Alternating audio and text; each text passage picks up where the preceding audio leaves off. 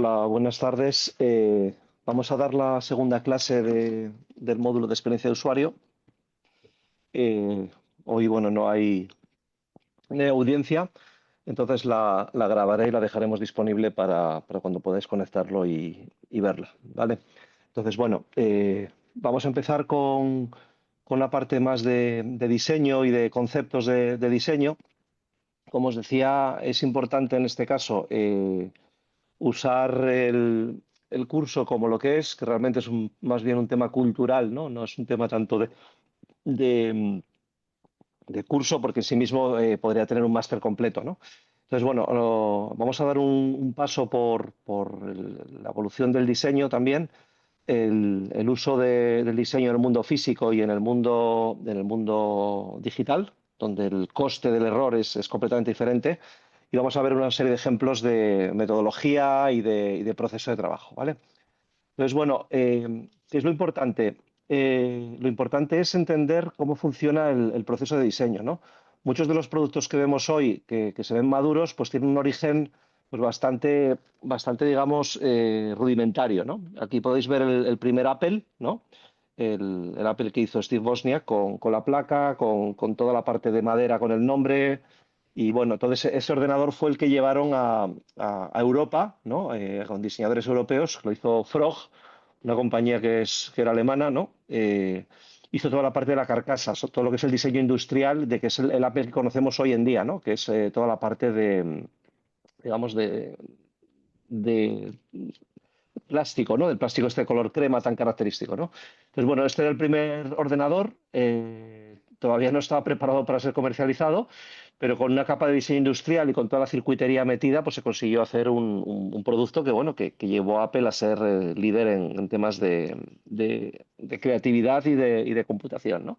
Y luego lo que tenéis a la derecha, pues es el prototipo de iPad, ¿no? Una pantalla, como veis, táctil, ¿no? Pegada con esparadrapo, una serie de circuitos y luego tenéis ahí unos tubos USB de conectividad de red, etcétera, pues para experimentar, ¿no? Como podría ser un sistema. Entonces, ese producto que veis ahí, pues básicamente es un prototipo también, ¿no? Es como un ejemplo de producto antes de ser nacido, ¿no? Entonces, cuando mucha gente monta cosas, espera normalmente tenerlo hecho hasta el final, pero realmente hay procesos que tienen digamos, un trabajo de prototipado, de test, de ir iterando, ¿no? Y lo que veis ahí, obviamente, no se parece en nada a un iPad, pero una vez que lo probaron, lo que fueron es la siguiente parte del diseño fue comprimir todos los componentes en un espacio que cupiera prácticamente en un sobre, ¿no? Que fue lo que anunció en su día Steve Jobs. Luego otras cosas que tenemos, por ejemplo, son como los grandes fracasos también de diseño, ¿no? Juicero, por ejemplo, que era una startup de Silicon Valley, ¿no? Lo que hacía era crear pues, un poco el objetivo de muchas plataformas y muchos sitios, que es crear suscripciones, ¿no? Usuarios suscritos de por vida, ¿no? Lo tenemos en Stitch Fix, en Juicero lo querían, en muchísimos tipos de servicios lo que quieren es que te suscribas y que pagues una cuota al mes, aunque te olvides, ¿no? Y en este caso, pues era una exprimidora de zumos, ¿no? El tema fue que el zumo, que podía estar mejor o peor, ¿no? Pues resulta que el zumo se podía exprimir con la mano, o sea, no hacía falta meterlo en la máquina para que apretara, ¿no? Entonces, bueno, estabas pagando una suscripción y estabas pagando una máquina muy cara y que ocupaba mucho espacio en la cocina, pues básicamente pues para tener una cosa que podías exprimir perfectamente con la mano y no tenía mucho más de clave, ¿no? Entonces el producto fue un fracaso absoluto. Otro ejemplo de fracaso también fue Bu.com. Bu.com fue uno de los grandes e-commerce que se lanzaron en los años 2000, antes de la burbuja, ¿no? Fue muy parecido a WeWork. La persona que lo lanzó, o las dos personas, que era una pareja, ¿no? Pues, levantaron muchísimo dinero de inversores, viajaban en jet privado, les invitaban a cosas, pero ¿qué pasa? Que la tienda no estaba preparada para la Internet que había en aquel momento, ¿no? Tenía muchísimo JavaScript, tenía mucho código propietario, no se veía bien en muchos navegadores.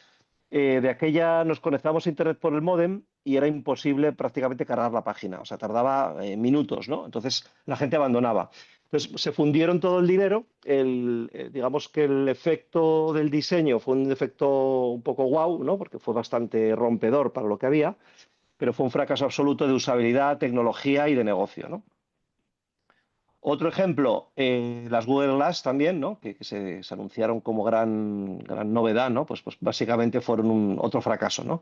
Ahora seguramente estarán volviendo reencarnadas en otro tipo de productos, como las gafas en el caso no de Google, pero sí de Facebook, las gafas de Meta con Ray-Ban, o por ejemplo las nuevas gafas de Apple, ¿no? Entonces, bueno, este modelo que parecía muy avanzado, pues básicamente fue un fracaso, ¿no? Hizo mucho ruido, salió mucho en los medios, había mucha gente que los llevaba puestos, ¿no? Pero realmente no llegó a despegar, ¿no? Un ejemplo, pues ya con cierta malicia, fue el de Ceranos, ¿no? Ceranos con Elizabeth Holmes, que imitaba mucho a Steve Jobs, pues inventó una máquina que veis ahí, que es física, se parece un poquito entre una impresora y la máquina de Juicero, que veis aquí antes, ¿no?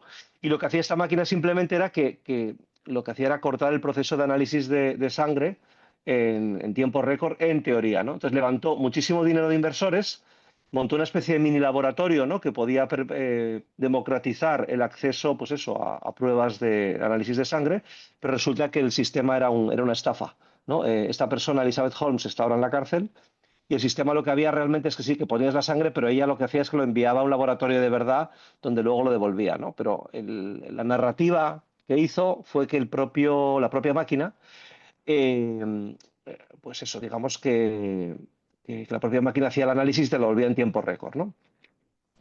Y luego, por último, también otro, pues por ejemplo, el tema del metaverso, ¿no? De que mi antigua compañía Accenture hizo una apuesta muy fuerte, llegó a hacer, pues eso, reuniones de empleados, de alumni, de formaciones, eventos con clientes, ¿no? Dentro del metaverso, pero fue un absoluto fracaso. O sea, hoy en día, pues, si le preguntas a gente de Accenture algo del metaverso, hacen como que no se acuerdan, ¿no? Porque fue un fracaso tanto para Meta, y que lo anunció también con gran fanfarria, ¿no? Como para Accenture y toda la gente que apostó, pues, por una solución que no solucionaba nada y que realmente a la gente no le aportó absolutamente nada. Entonces fue un absoluto fracaso. La unidad de negocio desapareció y básicamente, bueno, pues ahora el metaverso, pues volveremos a ver, igual que en los 2000 hubo Second Life, metaverso para mí es más bien Roblox o Fortnite o videojuegos más que espacios, o a lo mejor algún tipo de digital twin, pero está claro que para socializar en el modelo que se planteó, pues no ha funcionado, ¿no? Entonces, cuando hablamos del diseño, normalmente el diseño tradicional, que era físico, que había alto riesgo, se basaba mucho en un modelo de cascada, ¿no? El modelo era que tú tenías unos requerimientos del sistema, tenías requerimientos de software, un análisis, diseñabas el programa, lo codificabas, lo testabas, lo lanzabas y operabas, ¿no? Esto era un poco lo que se hacía pues en muchos desarrollos, ¿no? Y se sigue haciendo en proyectos críticos y de alto riesgo, ¿no? Era un mundo digamos que el proceso era industrial, ¿no? Entonces, para lanzar productos del tipo pues tradicional, ¿no? Pues necesitabas un proceso que garantizara que el resultado iba a ser el adecuado, ¿no? Entonces, hablábamos mucho de disminución de riesgos. Y luego, por ejemplo, con el tema de electrónica de consumo, pues aquí tenemos ejemplos también, ¿no? Este es el Creative Nomad de Muvo, que era pues lo que en los 2000 usábamos para escuchar música, si no era un Walkman o un CD de Walkman, ¿no? Donde ponías un CD-ROM o un compact disc y escuchabas música, ¿no? Entonces, el modelo de comunicación se basaba mucho en las features, ¿no? En las funcionalidades, capacidades, era muy numérico, ¿no? Si os fijáis aquí, podéis ver pues todas las características que son todo números, es todo técnico, ¿no? Y el producto, bueno, pues estaba diseñado a su manera. La web era bastante, pues eso, cutre, ¿no? Como decimos en España. Y aquí tenemos, por ejemplo, las cajas, ¿no? La primera caja, por ejemplo, cuando se lanza, es el Creative Jukebox, luego una versión más avanzada, el Zen, ¿no? Y 20 gigas, pero si fijáis la caja está llena de letras, de especificaciones, es tremendo, ¿no? Idiomas, o sea, parece es puro ruido, ¿no? Y cuando se lanza el iPhone, perdón, el iPod, lo que sucede un poco es que el modelo cambia, ¿no? Y el modelo lo que se hace es que se convierte en algo más sencillo, si os fijáis la pantalla es clavada al iPod primero, ¿no? El modelo imita la rueda y la caja imita esa sensación de limpieza y de elegancia digamos, del iPod, ¿no? Entonces, si os fijáis, lo que venimos viniendo es una parte de centrarse en la funcionalidad, en el tamaño, en la capacidad, en la velocidad, etcétera, y otra es más experiencial, ¿no? Es más aspiracional, más emocional. Y en aquel tiempo, cuando tú abrías un producto, pues básicamente te encontrabas con algo como esto que vemos de Nokia, ¿no? Abrías la caja y te encontrabas un teléfono debajo de unos manuales, con un teléfono que no estaba cargado, que no tenía la batería puesta por temas de riesgo, y básicamente tenías que cargarlo y esperar, configurar, etcétera, ¿no? Y leyéndote los manuales. Entonces, bueno, era un modelo que era el modelo de consumo que había entonces, ¿no? Entonces, cuando llega Apple, con Steve Jobs, lanza por un lado el nuevo Mac, ¿no? Pero por otro lado se lanza a crear el iPod, ¿no? Y si os fijáis la diferencia frente al Creative, pues lógicamente es que no te habla de capacidad, te habla de 1000 canciones en tu bolsillo, ¿no? Si os fijáis la caja es completamente blanca, completamente limpia, por eso no es de extrañar que haya impactado en cómo Creative diseñaba sus productos, ¿no? Si os fijáis la imitación, pues es clarísima, ¿no? Y no se hablaba de funcionalidad, se hablaba de experiencia, ¿no? La experiencia ya comunicaba y Apple ya se había encargado de que la gente supiera que el producto era bueno, ¿no? Que el producto técnicamente era tan potente o más como los demás, ¿no? Lo que pasa es que estaba muy bien comunicado, muy bien diseñado. Entonces, si volvemos otra vez al tema de la apertura, ¿no? Si aquí tenemos cómo se abría un Nokia, que era el teléfono líder en aquel momento, y nos fijamos cómo Apple diseña el proceso de apertura de sus productos, por un lado aquí tenemos el iPod, ¿no? Este iPod yo, por ejemplo, que lo tenía yo, esta caja estuvo en mi casa rodando durante muchísimo tiempo, ¿no?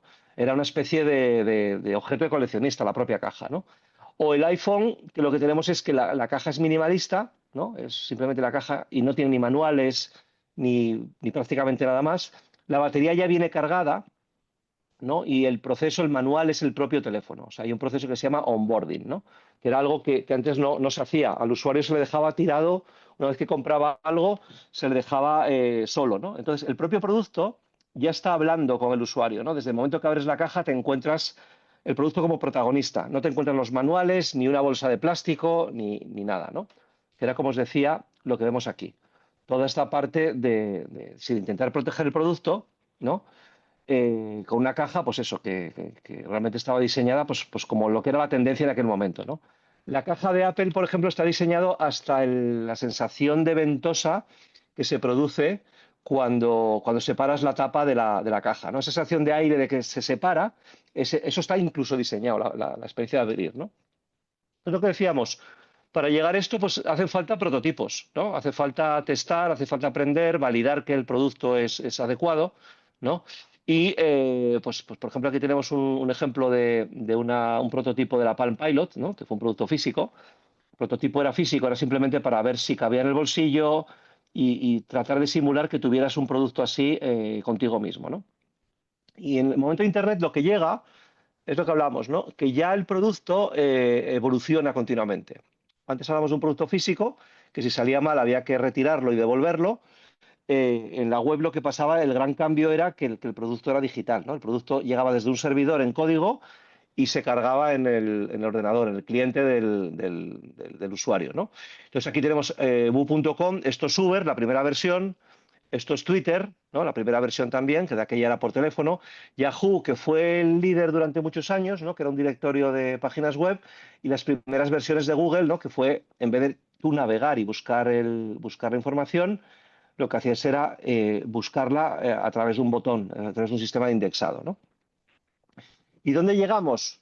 Pues llegamos a un modelo donde la personalización es extrema, ¿no? En el caso de Netflix, por ejemplo, no solamente tienes diseñada la home para tu personalidad o para tus intereses, sino que incluso digamos, los thumbnails que llaman, ¿no? Las miniaturas de los productos están personalizadas para los gustos de cada usuario. O sea, hay usuarios que reaccionan muy bien con caras, otros con detalles, otros con letras. Lo que hace Netflix es detectar, por un lado, qué contenidos te interesan y, por otro lado, detectar en qué orden y cómo presentarlos. ¿Vale? Por lo tanto, Netflix, YouTube, Spotify, hay una serie de productos digitales o de plataformas donde si tú haces una captura de la home hoy y dentro de 3 meses, prácticamente puedes ver tu evolución de intereses y en muchos casos incluso psicológica, ¿no? Es el caso digamos, de YouTube, ¿no?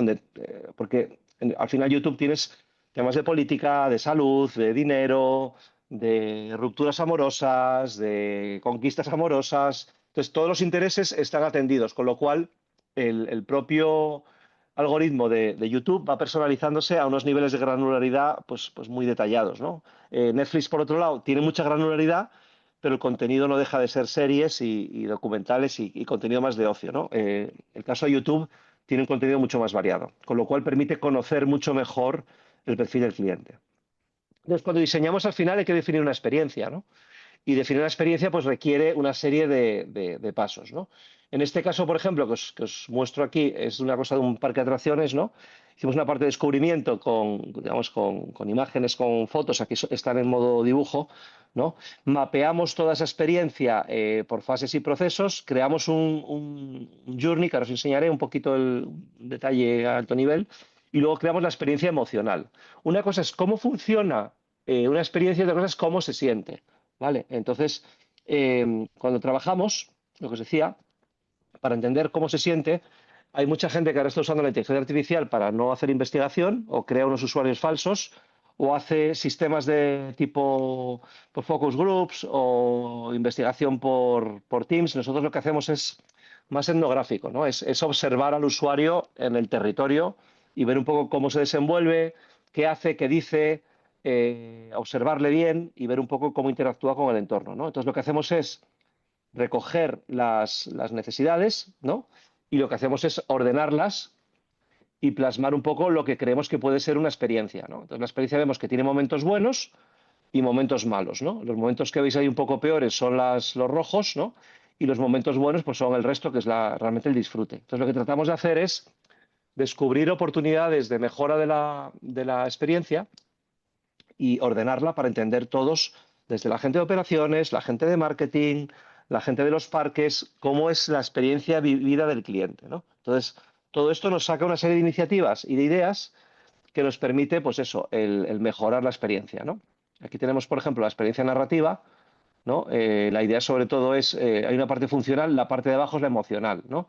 Cómo te sientes, toda la parte de recargar, no hacer colas, o sea, toda la parte que te duele, pues decir, oye, vamos a narrar cómo contaría un usuario que tiene la experiencia ideal, cómo la compartiría con el resto de personas, ¿no? Y aquí tenemos un ejemplo de productos que salieron por ejemplo, esto es un caso de un proyecto de Disney, ¿no? Lo que empezó en su día con la Disney Magic Band, que la tenéis aquí, ¿no? Que aquí validabas, esta Disney Magic Band valía para muchísimos partes del parque, para el hotel, para hacer pagos, para varios temas, ¿no? Y lo que pasó fue que la gente le empezó a interesar y se empezó a convertir en un producto en sí mismo, ¿no?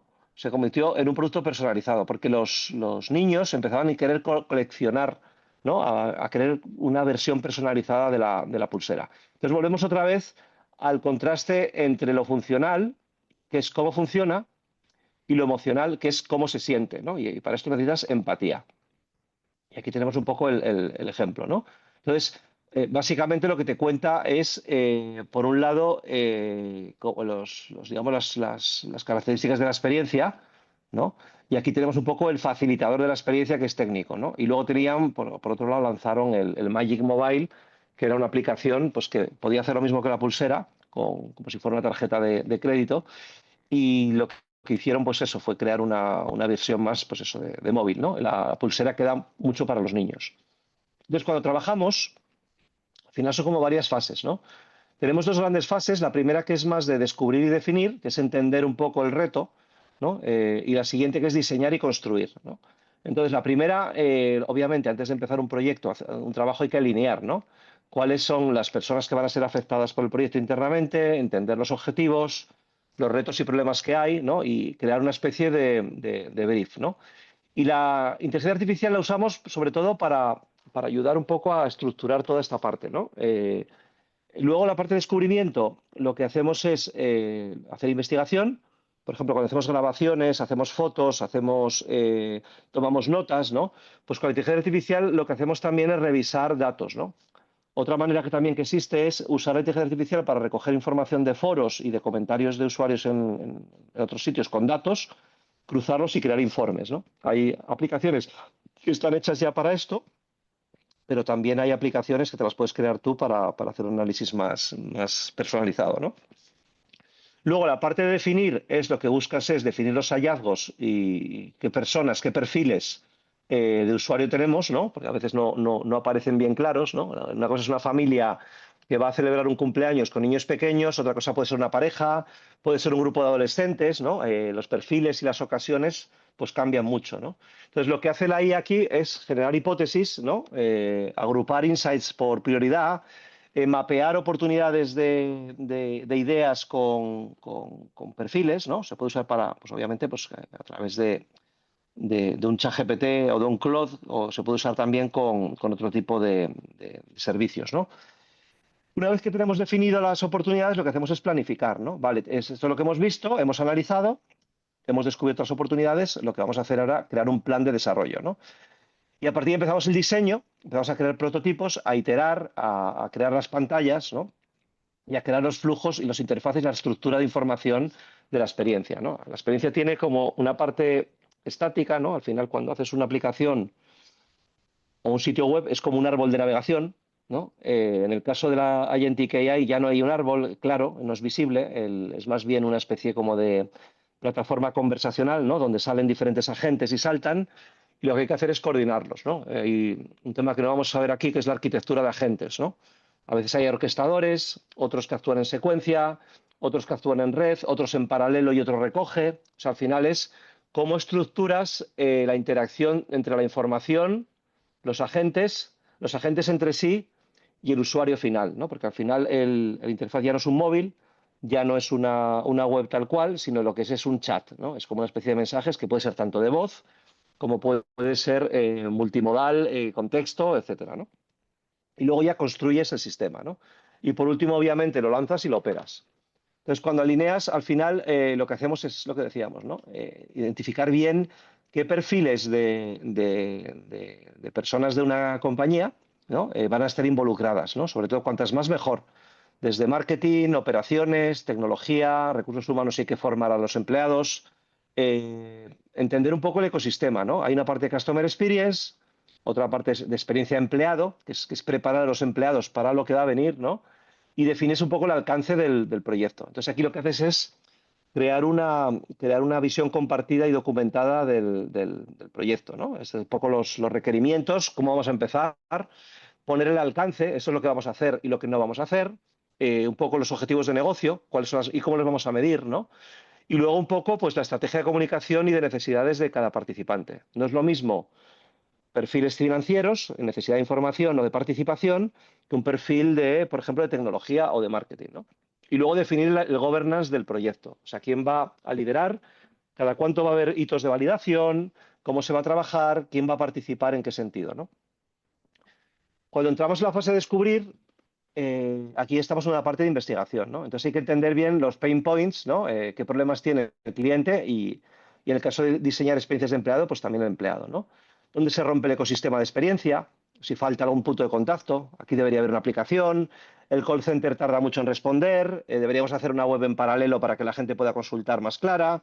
El sistema de inteligencia artificial que contesta en el call center pues se atasca, es muy lento, o el modelo que teníamos antes es antiguo y ahora resulta que la inteligencia artificial funciona mucho mejor.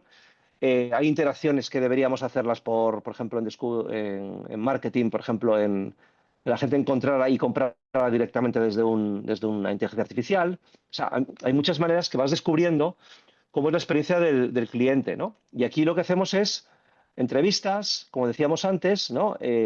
Hacíamos observación de clientes, ¿no? Vemos un poco la experiencia y luego vemos las diferentes necesidades, ¿no? Lo que hacemos es el mapa que veíamos antes, ¿no? Hemos hecho investigación y aquí lo que hacemos es un poco estructurar lo que hemos encontrado, ¿no? Lo estructuramos pues para entender, oye, cómo se produce la experiencia, qué partes están rotas, qué partes están funcionando bien y lo que hacemos es, pues eso, hacer un plan de mejora, ¿no? Y tenemos el ejemplo, ¿no? Salimos afuera, investigamos, vemos el contexto del cliente, cómo funciona, pues un poco una parte de observación. Aquí tenemos un ejemplo, por ejemplo, de un supermercado. Vemos cómo se distribuyen los espacios, cómo se mueve la gente. En este caso, por ejemplo, esos son directivos de una cadena de supermercados. Lo que hacemos es que les llevamos a que compren para que ellos entiendan cuál es la experiencia real que está teniendo su cliente en el supermercado. Porque ellos muchas veces están en sus oficinas, en el headquarters, ¿no? En el cuartel general, y no tienen ni idea realmente de la experiencia que están dando al cliente, ¿no? Entonces, a veces lo que hacemos es llevar a los fundadores, a los directivos, a que vivan la experiencia del cliente para que puedan empatizar, ¿no? Que hablen ellos directamente con clientes de la cadena, etcétera, ¿no? Y luego también, pues lo que decíamos, siendo un espacio físico, pues vemos un poco cómo compran para luego diseñar, pues tanto la experiencia física como la experiencia digital, ¿no? Y aquí tenemos otra vez el ejemplo. En este caso es de Argos, ¿no? Hemos descubierto la experiencia para comprar una lavadora, ¿no? Entonces lo que veis aquí es que vamos viendo que el cliente empieza a mirar en una web, luego un sitio de comparativas, busca dónde puede estar disponible en el móvil para ir a la tienda, acude a la tienda, navega a la tienda, se encuentra un representante, compra y paga y lo financia, le recibe la alerta de cuando llega y la parte de logística, pues le hace la entrega, se lo instala y ya tiene la lavadora, ¿no? Entonces, eso ahí lo que hacemos es definir, ¿no? Empezamos a definir, vemos toda la investigación, ¿no? Hacemos aprendizajes, ¿no? Definimos perfiles de cliente y también hacemos un plan de pain points, ¿no? ¿Qué es lo que está roto, qué es lo que funciona y lo que no, ¿no?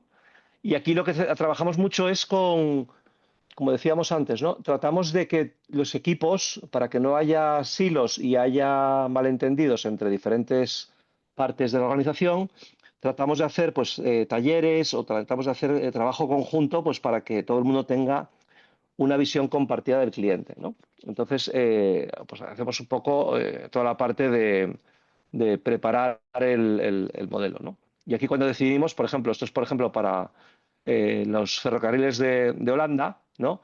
Eso es una especie como de experiencia básica, ¿no? Súper, súper básica.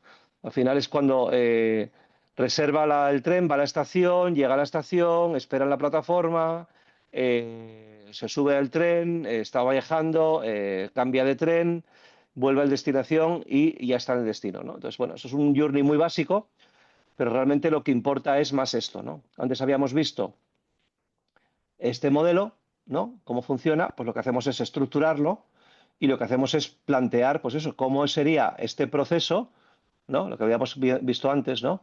Las fases, la investigación, cómo compara, cómo localiza dónde está la lavadora que quiere comprar, visita la tienda porque prefiere comprarlo físicamente en este perfil, navega a la tienda, discute con una persona representante de la tienda, la compra, lo paga, recibe una notificación, recibe la parte de delivery de la tienda, se instala y se usa, ¿no? Entonces, veamos que la experiencia final tratamos de entender cómo se siente el cliente en cada momento, ¿no? Qué puntos de contacto está usando y qué hace. Pero básicamente se basa siempre en entender la experiencia.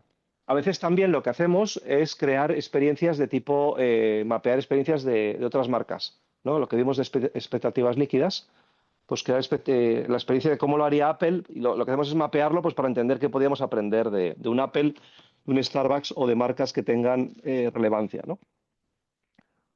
Luego lo que hacemos también es crear perfiles de cliente, ¿no? Vemos personas, ¿no? Que son perfiles de gente que, digamos, tiene son las necesidades, un segmento, ¿no?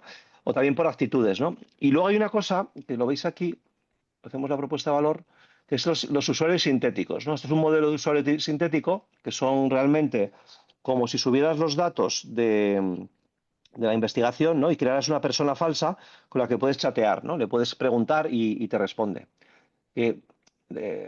No está claro, nunca te vas a enriquecer de información con esto, no vas a aprender mucho, que es uno de los problemas que vemos con la IA, ¿no? Yo estoy viendo muchos chavales que están empezando a trabajar ahora con la IA. eh, Prácticamente es todo a través de Teams y a través de un modelo de inteligencia artificial, y yo lo que estoy viendo es que no están desarrollando ningún tipo de capacidad de comunicación con el cliente. O sea, con el cliente y con los proyectos se aprende con la fricción con tus jefes, con seniors, con el cliente, esas tensiones de diálogo que se producen de persona a persona, esos desacuerdos, esas negociaciones, esos nervios que siente el cuerpo a la hora de presentar algo es donde realmente está el aprendizaje, ¿no? Y lo que estoy viendo es que mucha gente, muchos profesionales se están suicidando profesionalmente. Porque al final, como digo yo, nos pasó en un proyecto hace poco que la IA dijo que había una oportunidad que era buenísima, que era disruptiva, lo dijo Claude, ¿no? Anthropic, y el equipo de juniors lo puso en el PowerPoint, ¿no? Y lo presentamos y resulta que el cliente llevaba ya un año y pico haciendo eso, con lo cual no era oportunidad y que habían puesto tan tranquilos, ¿no? Con los números y todo.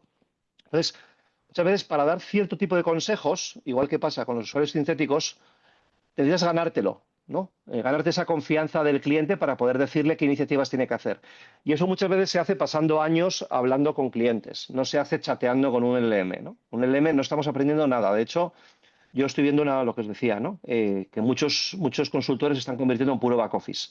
Y si tienes a la gente con un ChatGPT o con un Claude o con un Copilot, lo que sea, chateando y resulta que luego es todo por Teams, esa falta de presencia y eso, pues te da igual contratar a alguien que esté en España o que esté en Rumanía o que esté en cualquier sitio con tal de que hable el idioma del cliente, ¿no? Entonces, lo que decía, hay una parte de aprendizaje, de test con usuarios y todo, que solo pasa a través del cuerpo, a través de la emoción, ¿no? Al final, los usuarios sintéticos ni sienten ni padecen, no dudan, siempre tienen algo que decir. Entonces, realmente lo que estamos haciendo es falsificar la posibilidad de tener insights, ¿no? Y luego nos está pasando mucho con el tema de innovación, ¿no? Cuando pedimos a un modelo que con un prompt que nos dé ideas y conceptos, va todo tan rápido que al no interiorizarlo y no haber fricción, no aprendes. Al final, cuando aprendes es cuando tienes que sudar el concepto, ¿no? Cuando tienes que tocarlo, escribirlo, editarlo, etcétera. Y lo estamos viendo en LinkedIn con todos los posts que está viendo ahora de basura, ¿no? De todos estos de... La pregunta no es X, la pregunta es Y y tal vez no sé cuánto y llegas tarde, o sea, todos estos posts que está poniendo la gente ahora, pues básicamente se nota que no los han escrito. Y de hecho yo muchas veces hago una recomendación a la gente que es, haz un prompt donde digas, haz un post para LinkedIn donde digas lo importante que es escribir para aprender, para expresar tu propia voz y ser auténtico. Y te lo hace pues eso, con solamente ese prompt ya te hace uno con todas las razones del mundo en ese formato para que la gente, pues eso, lo postee, ¿no? Entonces estamos viendo que la IA está cargándose el aprendizaje.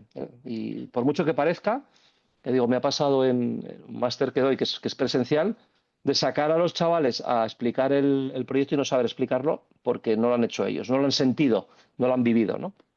Entonces, bueno, importante el tema de usuarios sintéticos, por lo que decíamos, ¿no? Un usuario sintético no termina de sustituir a un usuario real, ¿no? Puede ser una herramienta, pero el usuario real siempre es necesario. Luego lo que decíamos, cuando tenemos el modelo, básicamente hacemos un plan, ¿no? Que es lo que hace cualquier... Si vas a construir una aplicación o vas a mejorar una experiencia de cliente, pues lo que haces es planificar, ¿no? A medio, corto, largo plazo costes, necesidades, requerimientos. Básicamente, miramos cuál sería el business case, ¿no? Veríamos un poco qué iniciativas que hemos descubierto y definido, pues por cuáles empezar, ¿no? Cuando hablamos de diseñar, pues ya empezamos en diseñar los journeys, que es el futuro de la experiencia, ¿no? ¿Cómo sería esa experiencia?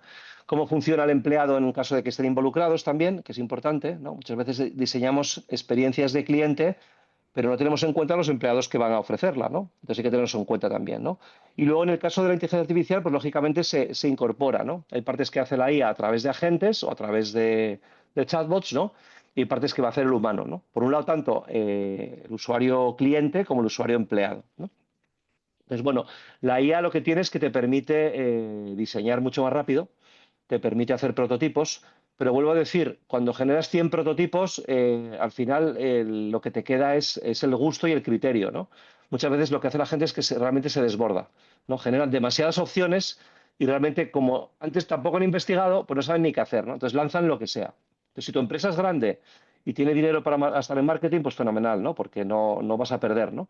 Pero cuando estás lanzando algo nuevo que nadie entiende, pues fallar pronto y barato es importante, pero también puede ser peligroso porque no aprendes realmente, ¿no? Vuelvo a decir que el aprendizaje también está no solamente en la velocidad, sino en el ir entendiendo qué haces paso a paso, ¿no? Es como comer.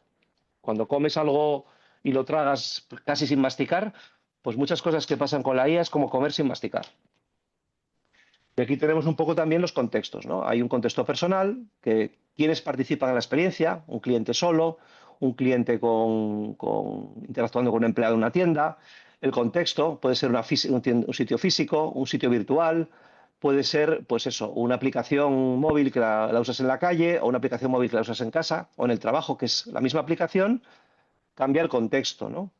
Terceros que participan, pues por ejemplo, si vais a un aeropuerto, toda la parte de handling, ¿no? Los que gestionan el equipaje, muchas de las personas, las tiendas, etcétera, hay una parte que es un tanto por ciento importante de la experiencia de volar, ¿no? Que está hecha a través de partners, ¿no? No es directa de la aerolínea. Entonces, entender quién participa, por ejemplo, cuando vamos a instalar una fibra óptica en un hogar, ¿no? Muchas veces no llega personal de la telco directo, lo que llega son subcontratas, ¿no? Pues todo eso también es parte de la experiencia. Y luego los canales, que es obviamente pues a través de donde se da, canal voz, canal móvil, canal web, canal físico, y luego también las evidencias, ¿no? Que son los artículos, objetos o pruebas de los que se tangibiliza un servicio. Cuando tienes un servicio, normalmente tienes o una compra, tienes un ticket, ¿no? O tienes, por ejemplo, una entrada, pues cuando vas al cine tienes una entrada que es digital ahora, antes eran de papel, pero es las pruebas de que ese servicio se ha producido, ¿no? Y luego ya entramos en toda la parte, digamos, de conceptualización y prototipado, ¿no? Esto, por ejemplo, es con Sketch, digamos, una aplicación de Google que es gratis, ¿no? En este caso, pues hay una aplicación de parejas, ¿no? Para una pareja, ¿no? Entonces, en la prueba haces un prompt y lo que te genera es una visión móvil, ¿no? Que está muy bien, vuelvo a decir, normalmente todo esto se vuelve a rediseñar, pero te permite ver de una manera rápida pues el interés, ¿no? En vez de pintarlo a mano de mala manera, pues te permite, pues eso, el crear una especie de aplicación y a partir de ver si es interesante o no. Hay muchísimas de este tipo de aplicaciones, cada día hay más. Y luego está toda la parte de estructura, ¿no? ¿Cómo estructuras una aplicación? Esto, por ejemplo, son flujos de pantalla, ¿no? ¿Cómo funciona? Aquí serían los modelos de pantalla que hay para cada uno y aquí sería, por ejemplo, un escenario de interacción. Al final lo que tenemos que hacer con los productos, sobre todo digitales, pues es interactuar a través de flujos de información, de botones, de acciones, de procesos de feedback, etcétera. Y para ello hay que estructurarlo todo, ¿no? Y aquí tenemos un ejemplo de un banco, ¿no? Con los tipos de pantallas, ¿no? Aquí con las iteraciones que hay, y aquí tenemos, por ejemplo, las pantallas sin el diseño final todavía para validarlas, ¿no? Luego lo que se hace también son crear, pues eso, manuales y sistemas de diseño para que ese producto que hemos diseñado, pues en el futuro se pueda mantener y escalar, ¿no? Manteniendo la consistencia y la imagen de marca, que se use siempre de la misma manera. Entonces, bueno, pues aparecen los sistemas de diseño que permiten, pues eso, el visualizar el mismo servicio en diferentes dispositivos y posiciones, mantener el estilo de comunicación también, tipografías, colores, distribución, layouts, uso de los logotipos. Y luego también, por ejemplo, componentes, ¿no? Componentes, por un lado, estos son de interfaz, por ejemplo, para temas de datos, y estos serían, por ejemplo, interfaz de colores, tipografías, etcétera, ¿no? Entonces, lo que creamos son sistemas de diseño, pues a partir de esto, aquí todavía no hay color, todavía no hay estilo final, lo que hay es más concepto. Cuando entramos aquí ya empezamos a crear un sistema que le aplica al producto que hemos creado, ¿no? Y aquí toda la parte de diseño, pues aquí ya, por ejemplo, ya vemos pues, diferentes tipos de diseño, ¿no? Entonces aquí, por ejemplo, tenemos a Google, que es un formulario, tenemos a Wikipedia, que es texto, Figma, que es como muy aspiracional, los sitios de moda, que lo que suelen tener son imágenes muy grandes, y aquí tenemos, por ejemplo, versiones de aplicaciones similares, pues con diferentes estilos, pues como ejercicio, ¿no? Entonces hay un tema de personalización que es importante, ¿no? Y aquí también, por ejemplo, por ejemplo, esto es un modelo de render que hicimos para unos parkings en Madrid, para Telpark, ¿no? Y luego esta parte que no es de este caso, esto es para del metro de Nueva York, ¿no? Pues toda la parte señalética que hay que hacer en las señales, la imagen, cómo se comunica, cuándo se comunica, pues igual que lo estamos haciendo en el mundo digital, ¿no? Pues también lo tenemos que hacer de una manera coherente y consistente en el mundo físico. Y aquí ya tenemos también, pues por ejemplo, espacios físicos, ¿no? En el caso de Santander, cuando lanzan el World Café, que realmente lo que tratan de hacer es mezclar el concepto de café tipo Starbucks, y aquí van cerrando las oficinas, para crear espacios de tipo de coworking, tipo de presentaciones, eventos de comunidad, etcétera, ¿no? Y convierten un espacio transaccional que era la sucursal en un espacio social, ¿no? Mantienen las oficinas, pero lo que sí que hacen es crear un espacio donde la marca se comunica de una manera mucho más relajada. Y por último, lo que tenemos también es la parte de construcción de desarrollo en sí mismo, ¿no? Que es toda la parte de pues, crear una versión inicial, desarrollarla, testarla, lanzarla, etcétera, ¿no? Entonces, los sprints, cómo accedemos, cómo testamos, todo esto es la parte más de construcción del producto. Y por último, obviamente, pues está toda la parte de operación, ¿no? Es cómo pasamos a lanzar el producto y cómo lo hacemos escalar, ¿no? Cómo lo operamos pues, para que obviamente pues, genere negocio y genere retorno, ¿no? Entonces aquí volvemos un poco a lo mismo. Aquí seguimos aprendiendo, seguimos mejorando. Siempre todo es una beta eterna, siempre está mejorando. Aquí ya empiezan a meter diferentes tipos de plataformas, ¿no?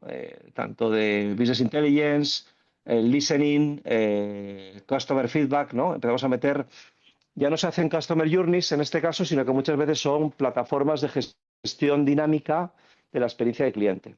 El Customer Journey, como le conocíamos, se ha quedado como algo, un documento estático, ¿no? La gente lo hace una vez y luego se guarda, no se vuelve a usar. Viene bien para alinear a los equipos, pero el gran problema que tiene es que al final no se actualiza, ¿no? Entonces, y que además digamos que las compañías muchas veces están empezando a implementar una plataforma de agentes tipo la que tiene Salesforce, ¿no? Agentforce o una similar, ¿no? O implementar agentes propios, ¿no? Con lo cual el Customer Journey, que antes era mucho más estático, ahora es casi una conversación continua, ¿no? Se adapta y nos ha pasado como, por ejemplo, en banca, así como el banco tradicional tiene el mismo interfaz para todo el mundo, Revolut ha generado un interfaz generativo que cambia según el usuario y la ocasión, ¿no? Entonces, estamos viendo modelos donde no se personaliza el contenido, sino que se personaliza también la apariencia de la interfaz. Si hay botones o no hay botones, la estructura, el tono de comunicación, etcétera. O sea, la personalización ya es continente y contenido, ¿no? Entonces, para repasar, básicamente lo que hemos visto es lo que decíamos, el proceso de diseño es un proceso de aprendizaje continuo, ¿no? Como decíamos, Apple cuando lanza el primer Apple, pues no era lo que conocemos hoy por hoy, ¿no? El diseño lo descubrieron después, ¿no? Pero al principio era algo que funcionara, ¿no? Y poco a poco la sensibilidad de Steve Jobs y la manera de hacer, de buscar una agencia de diseño industrial que hiciera todas las carcasas que veíamos para crear el primer Mac, ¿no? Que luego presentó en su primera conferencia, ¿no? Pues fue lo que posicionó a Apple de un modelo que está compitiendo con IBM, ¿no? Lo posicionó pues en un tipo de, digamos, de tecnología de consumo, ¿no? Que no existía en aquel momento, ¿no? Fue pionero. Y lo que decíamos, sigues aprendiendo y aquí tenéis lo que veíamos al principio, ¿no? El prototipo del iPad, ¿no? Cómo hicieron, pues eso, el iPad que conocemos, que comentamos al principio, ¿no? Aquí tenemos un cable de red, una clavija de vídeo de las de toda la vida, de las antiguas, ¿no? Todos los circuitos, la pantalla táctil y lo que decíamos, al final, una vez que está validado el modelo, lo que hace es, pues lógicamente, comprimir los circuitos y diseñarlo todo pues, para que quepa en ese iPad que cupo en un sobre que presentó en su momento Steve Jobs, ¿no? Y luego lo que decíamos al principio también, pues toda la serie de fracasos que ha habido de producto. En un caso por torpeza, como Juicero, ¿no? En otro caso también pues digamos, por arrogancia, ¿no? Que fue el caso de Bu, lanzar una tienda y buscar el efecto wow de una manera tan agresiva que al final ni cargaban los navegadores de los usuarios, ni los sabían usar, tiene una complejidad de navegación increíble, con lo cual una empresa que levantó muchísimo dinero y cerró en tiempo récord, ¿no? Fue un ascenso y caída, digamos, completamente fulminante. Las Google Glass que tanto se anunciaron, lo mismo, fue un producto que fue un fracaso absoluto, ¿no? Yo las usé probándolas y no tenía ningún sentido realmente, pero si os fijáis están presentadas de una manera como muy atractiva y muy moderna, ¿no? Teranos, lo que decíamos también, el modelo de Teranos, pues que al final fue un prototipo falso, ¿no? Fue que decía, ¿no? Elizabeth Holmes decía que metías la sangre y te hacía el análisis en tiempo récord, pues realmente fue una estafa y no funcionaba así, era mentira. y hubo inversores, ¿no? No consiguió lanzar el producto y al final acabó por estafa, acabó en la cárcel, ¿no? Y lo que hablábamos también, otro ejemplo, pues grandes comunicaciones que acabaron mal, que fue el metaverso, donde Accenture se metió hasta las trancas, ¿no? Y fue un fracaso absoluto, comunidad de negocio y como todo. O sea, toda la comunicación que hicieron, pues quedó un poco hasta en ridículo, ¿no? Entonces lo que decíamos, al final hay el modelo de diseño en cascada, ¿no? Que es el modelo de diseño tradicional, cuando hay proyectos de riesgo o que tienen mucho capital que invertir, ¿no? Mucho CAPEX, ¿no? Entonces, son modelos que, lógicamente, tienes que ir paso a paso porque el riesgo de que no funcione algo pues es grave, ¿no? Pero cuando entra el mundo digital, que en estos productos era el modelo típico, estos productos se hicieron como de innovaciones, ¿no? Cuando llega el mundo digital, el mundo del producto, pues tenemos eso, el concepto de diseño tecnológico sin experiencia, que era un diseño como para pioneros, para gente que le gustaba la tecnología, que es lo que veíamos aquí con Creative, ¿no? Cuando lanzan el Nomad, ¿no? Básicamente lo veis ahí, que lo que hicieron fue, pues eso, hablar sobre todo de las features, ¿no? De las funcionalidades, de la potencia, del tamaño, de la velocidad. O sea, básicamente, pues comunicar un producto tecnológico, ¿no? Y aquí tenemos, por ejemplo, el Zen, que era un producto también de Creative, ¿no? Aquí tenemos el producto, cómo lo vendían. Lo vendían todo con funcionalidades, con números, con letras, o sea, la caja era tremenda. Y algo pasó en un momento dado, que esta fue la comunicación que hicieron, ¿no? Y si os fijáis, recuerda misteriosamente al iPod. Entonces, de aquella, como decíamos, se abrían las cajas de esta manera, o sea, básicamente tenías que configurarte el aparato, tenías que leerte las instrucciones, tenías que preparar todos los datos prácticamente a mano, el producto venía debajo de una serie de manuales en muchos idiomas, sin batería, sin cargar, o sea, había que configurarlo. Y lo que hace Apple básicamente es que rediseña no solamente los productos, sino la experiencia. Y también diseña la experiencia de entrar en el universo Apple, ¿no?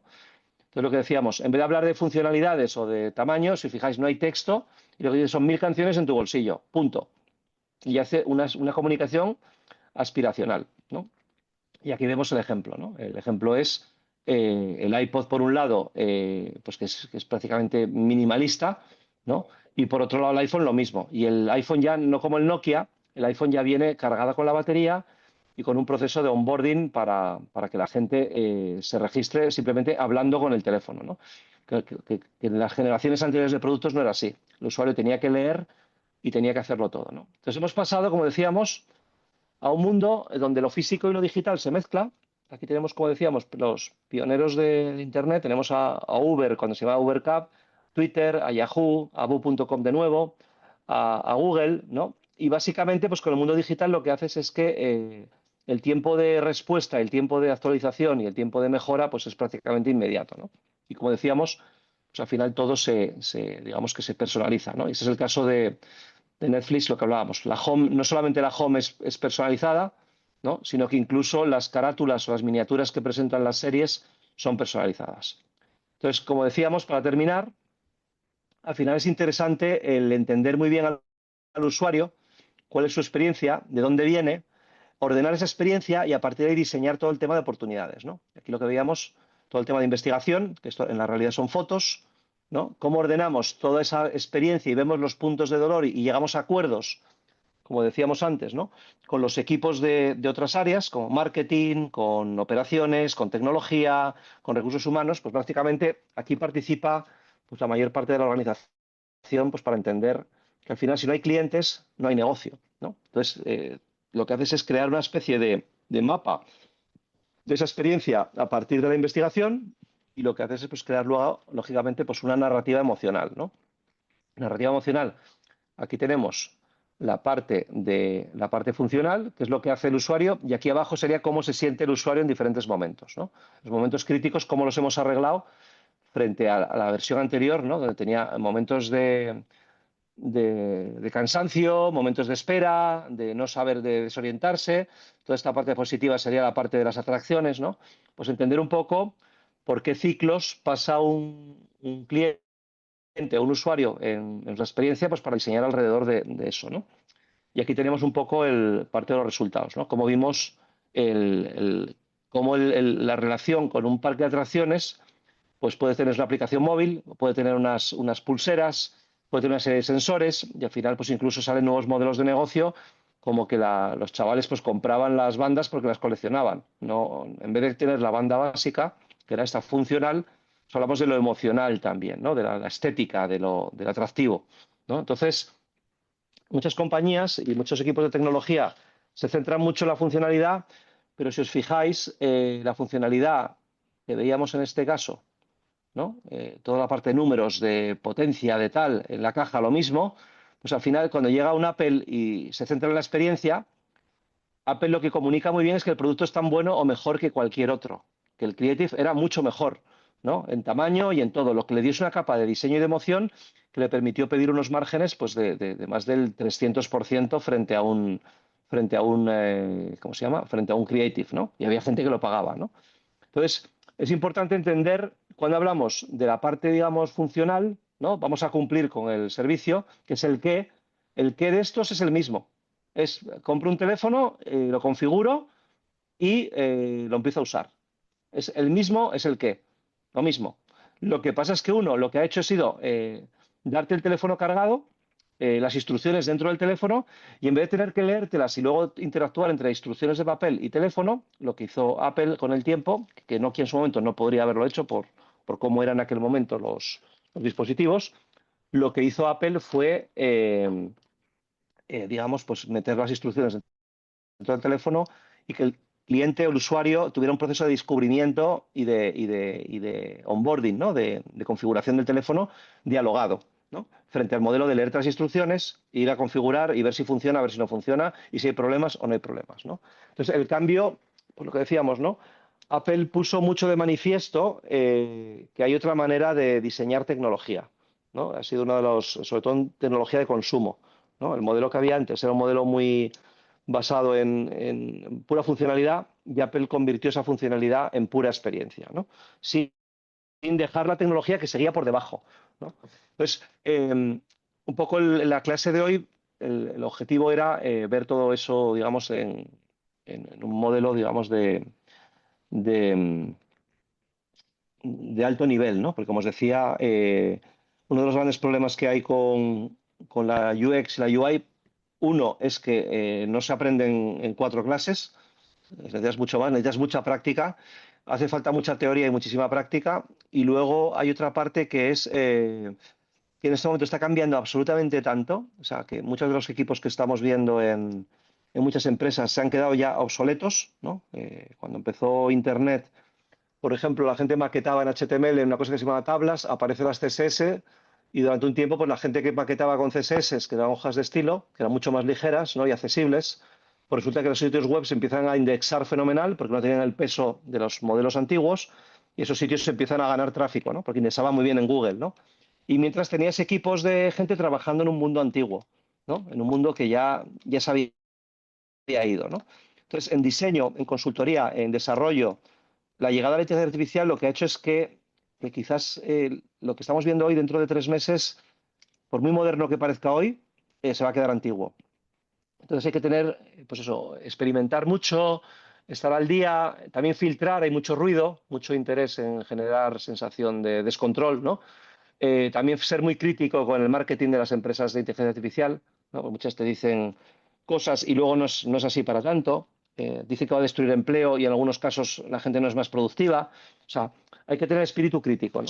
Pero como decía, hoy por hoy muchas de las maneras de diseñar, de las maneras de crear y mantener experiencias de usuario y servicios está cambiando pues con los días, ¿no? Está habiendo muchos pioneros, muchos servicios nuevos, muchos sistemas de prototipado, test con usuarios sintéticos y hay que estar muy, muy al día de una manera crítica, sin volverse loco cambiando cada poco de método, sino ser crítico e ir teniendo un equipo que está dedicado al día a día, a trabajar en el negocio, pero tener a lo mejor un equipo que esté un 20% dedicado a buscar, experimentar, probar y detectar qué es lo que está pasando en el mundo del desarrollo y del diseño, pues para incorporarlo y para volver de ese descubrimiento y contarlo a los equipos y hacer planes de formación, hackatones para probar cosas, una especie de town halls de desarrollo para que la gente hable y comparta cómo están usando las herramientas, diseñar nuevas herramientas, ¿no? Entonces, todo esto está cambiando como cuando empecé yo en Internet, ¿no? El diseño no existía, no había profesión siquiera y tuvimos que crear arquitectura de información, diseño de interacción que se basaba en biblioteconomía, en organización de bibliotecas para hacer la información, o en biología, porque eran muy buenos en taxonomía. Toda la parte de interacción se basaba en ergonomía, ¿no? Toda la parte, digamos, del uso de tecnologías físicas incluso, la usabilidad. Luego la parte estética y la interacción pues se basaba en el mundo multimedia, ¿no? Que en aquel momento las imágenes eran de color y tal, no había interacción, pero a la llegada del diseño visual, diseño gráfico, pues empieza a meter, pues digamos, interacciones como tipo multimedia, ¿no? Entonces, la profesión hubo que inventarla. Yo cuando empecé no existía la profesión, daba clase de entonces y resulta que yo estaba dando clase de diseño multimedia sin tener la formación porque no había nadie con formación, ¿no? Y ahora está pasando lo mismo con la IA, ¿no? Con la inteligencia artificial está pasando que todas las profesiones van a cambiar muchísimo y hay profesionales nuevos que realmente no están en el mercado aún, pero que están haciendo cosas que van a poner en evidencia, pues como cuando Apple lanzó el primer Mac, ¿no? Van a poner en evidencia el mundo antiguo, ¿no? Y son los que van a disrumpir, ¿no? Habrá un nuevo Google en algún sitio, que ellos no lo saben todavía, habrá un tipo de empresas y de herramientas que realmente van a cambiar cómo se trabaja, van a cambiar los negocios, los modelos, pero ellos en este momento están experimentando y el resto de gente les ve con risa, ¿no? Como diciendo, ¿dónde vas tú, no? Y como digo, tengo suerte de haber trabajado con muchos pioneros de Internet, muchos se hicieron millonarios, yo no, pero lo gracioso fue que cuando empezaron todo el mundo se reía de ellos, ¿no? Después de este momento hay mucha gente riéndose de otra gente que son los que realmente van a cambiar el panorama del desarrollo de la inteligencia artificial, etcétera, ¿no?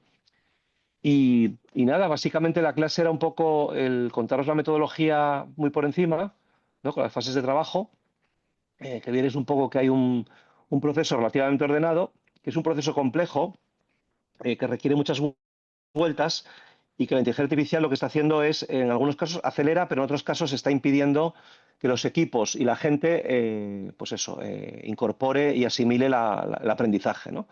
Es como decíamos, a veces es como comer y tragar sin masticar, ¿no? A veces la información, el proceso necesita ser masticado y saboreado, porque es como cuando disfrutas y aprendes del proceso, ¿no? Si haces de repente una aplicación y no sabes ni cómo la ha hecho, sea por desarrollo o sea por diseño, pues obviamente todo ese aprendizaje o toda esa manera de alinearse con diferentes equipos, pues se pierde, ¿no? Nadie sabe por qué se ha hecho algo de una manera, ¿no?